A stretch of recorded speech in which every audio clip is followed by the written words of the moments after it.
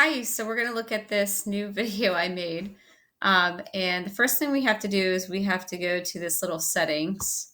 Because if we don't do that, it just plays way too fast. So let's pause the painting session. Maybe. Okay. And then we're going to, oh, that doesn't want to help.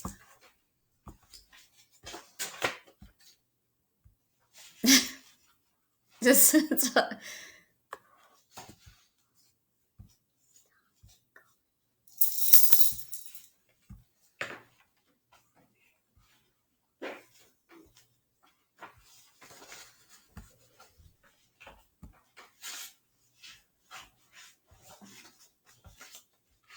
and where it says normal, you want to go to 2.5 on your settings. So if you do that and then press play, it will play much slower and you can actually see what's happening in the painting. The first thing that I'm doing is I'm filling my page with all these little ovals.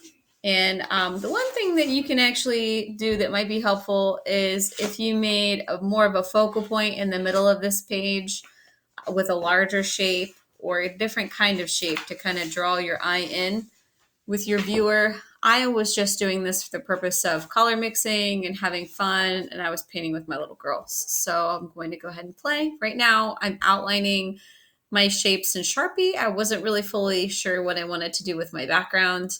And ultimately, in the end, I decided to fill it in with black. So as I lay my paint in with my brush, I am putting two colors on at the same time. So I'm putting one color down, which would be the secondary, and then I'm laying the primary color beside it. And then sometimes I use the primary first and then the secondary. So, and then sometimes I try two primaries just to kind of give it a nice little bright touch. And what I also will do is you'll see me take the brush and I'll go swipe it back over the middle.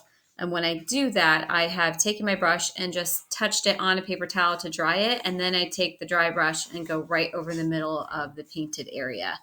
And that will help blend the area a little bit better. So I'm going to play the video and just laying down the color.